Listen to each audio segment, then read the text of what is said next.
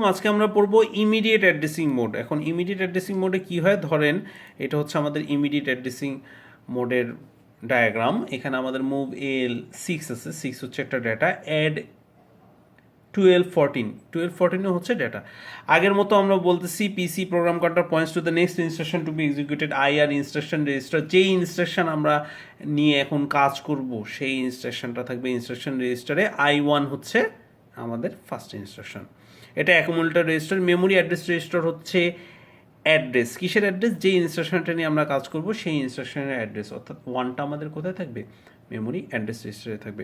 Memory buffer রেজিস্টারে কি থাকবে? আমাদের ইনস্ট্রাকশন রেজিস্টারের I1টা কোথায় থাকবে? আমাদের মেমোরি বাফার রেজিস্টারে থাকবে।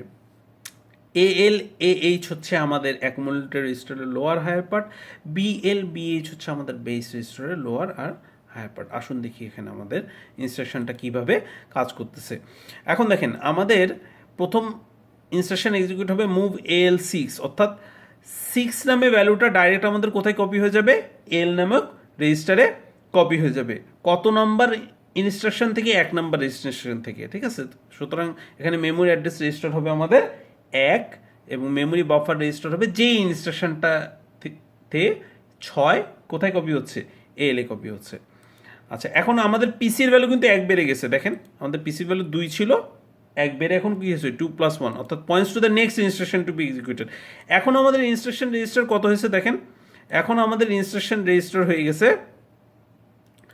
প্রথম ইনস্ট্রাকশন রেজিস্টার ছিল I1, এরপরে পিসির ভ্যালু 1 বেড়ে হলো কত? 2 + 1 3। ইনস্ট্রাকশন রেজিস্টারের ভ্যালু হবে I2, অর্থাৎ এই ইনস্ট্রাকশনটা এখন আমাদের এক্সিকিউট হবে। এই I2 এর ভ্যালুটা কোথায় কপি হবে? মেমোরি বাফার রেজিস্টারে কপি হবে। মেমোরি অ্যাড্রেস রেজিস্টার কত হবে? জি, ঠিকই ধরছেন, 2 হবে। কেন 2 হবে? এখন আমরা এই ইনস্ট্রাকশনটা নিয়ে কাজ করব। আসুন দেখি আমরা কিভাবে কাজ করতেছে। আমরা 2টা ভ্যালু যোগ করব। কোন 2টা ভ্যালু? 12 আর 14। 12টা কোথায় যাবে? আমাদের অ্যারিথমেটিক লজিক ইউনিটে যাবে। 14টাও কোথায় যাবে? আমাদের অ্যারিথমেটিক লজিক ইউনিটে যাবে। কেন যাবে?